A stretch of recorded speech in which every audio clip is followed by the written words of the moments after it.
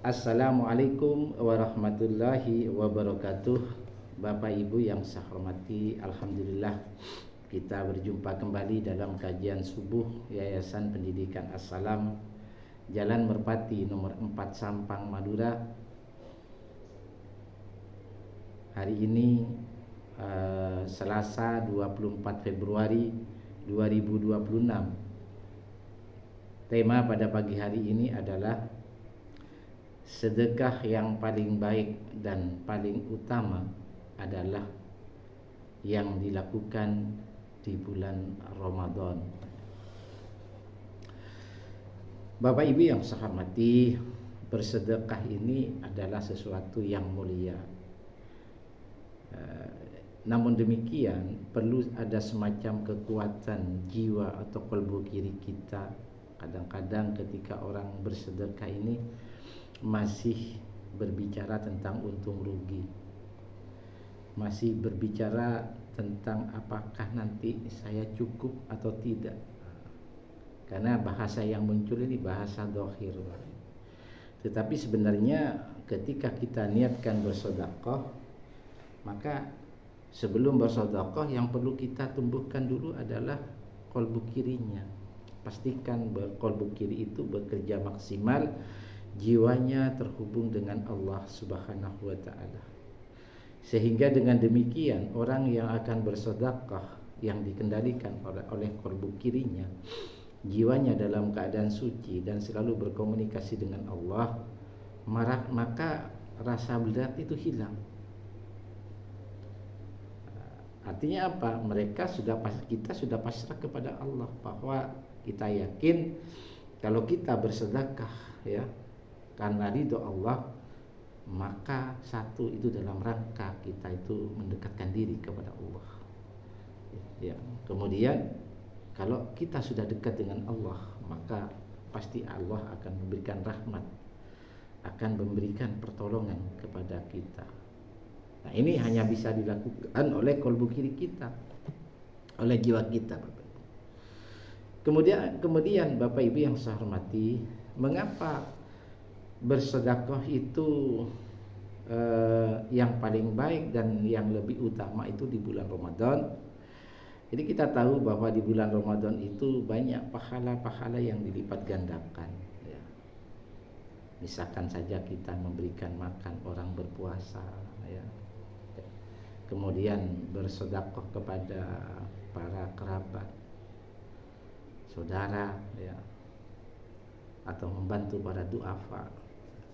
Ini sangat penting dilakukan ketika kita tidak perlu menunggu lapangnya dalam keadaan susah, apalagi dalam keadaan lapang.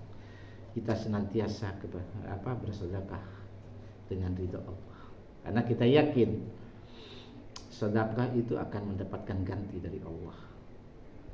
Sedekah itu akan menjadi investasi amal kita sepanjang hayat ya.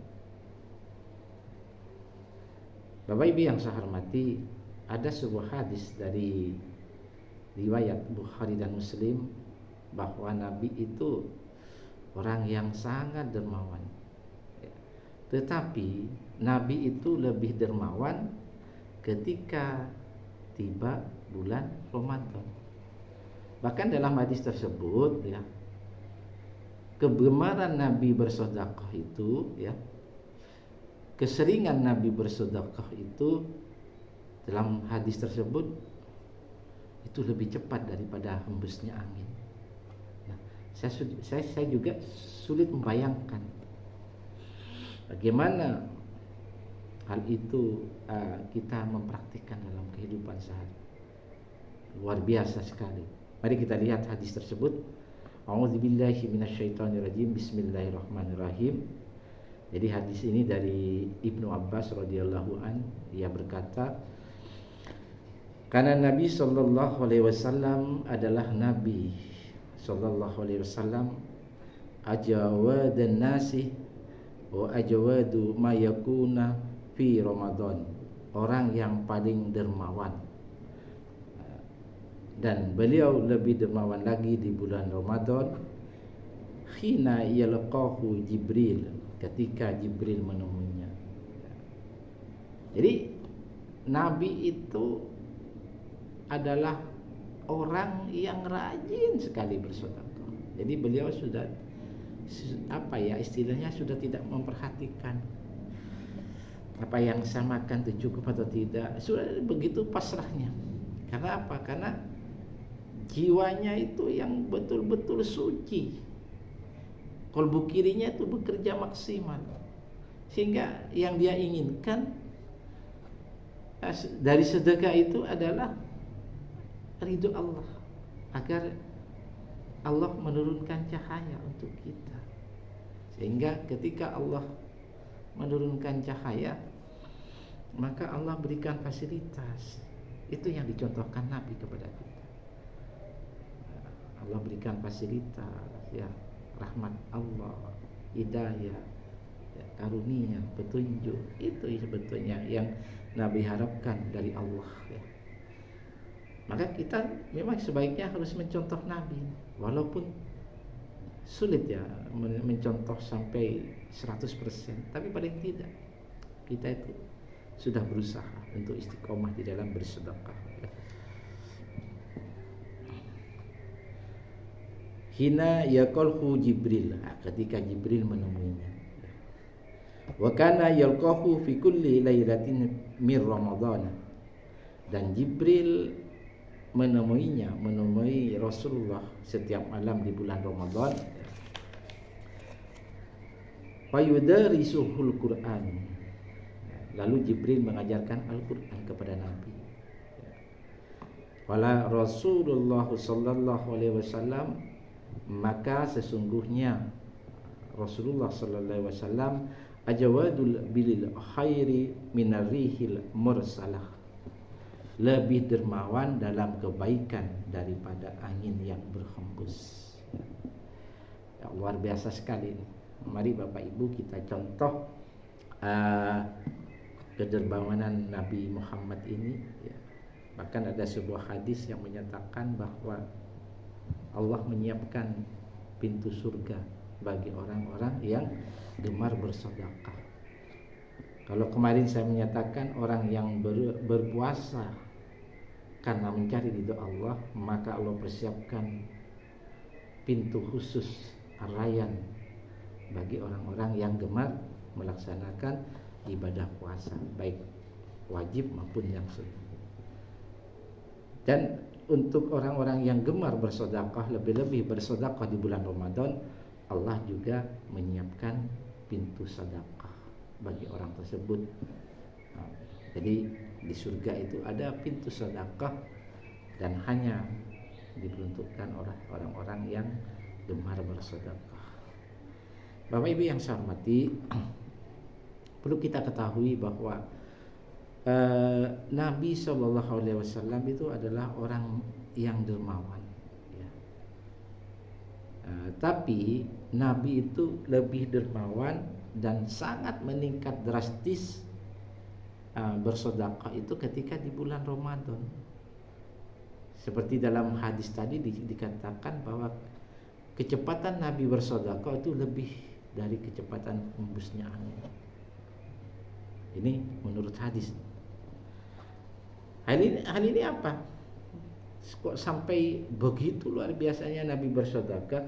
Itu menunjukkan bahwa sedekah di bulan Ramadan itu memiliki keutamaan yang sangat besar dan menjadi contoh langsung dari Rasulullah. Bapak Ibu yang saya hormati, mudah-mudahan kita termasuk orang-orang yang gemar bersedekah. Bapak Ibu perlu kita ketahui bahwa harta kita ini yang kita miliki hari ini maka akan kekal kalau kita pakai di jalan Allah, ya. Sementara yang kita makan itu ada dua kemungkinan. Yang pertama, ketika sudah menjadi darah dan daging, bisa jadi untuk mendekatkan diri kepada Allah, dan bisa jadi bermaksiat kepada Allah. Nah, saya juga teringat di daerah Suramadu itu ada masjid, ya, yang sangat bagus sekali, luas sekali. Tapi yang tersentuh bagi saya itu ada kata-kata yang perlu kita renungkan bersama. masjid ini diresmikan oleh si A, si B, ayah dan ibu, si C, si D, anak, E dan F, menantu. Nah, ini artinya apa? Inilah sebetulnya harta kita yang sejati. Bisa jadi rumah kita yang kita tempati hari ini 50 tahun atau 100 tahun ke depan kita sudah tidak kenal siapa yang menempati rumah ini, karena kita sudah ada di alam kubur. Nah, ini yang menjadi renungan bersama. Atau juga harta yang kita cari siang dan malam sampai bersusah-susah, bahkan harta kita melimpah, lalu meninggal dunia, bisa jadi menjadi rebutan harta warisan bagi anak-anak kita. Jadi Bapak Ibu, marilah kita pandai-pandai bersedekah agar kita memiliki amalan-amalan itu. Bersedekah itu adalah akan mengalir terus pahala. Lebih-lebih untuk berinfak di masjid, membantu berjalannya sebuah pendidikan, terutama ilmu agama dan sebagainya. Nah, ini sangat menguntungkan kita. Walaupun kita sudah meninggal, maka amalannya tetap mengalir. Mudah-mudahan ini menjadi renungan bersama.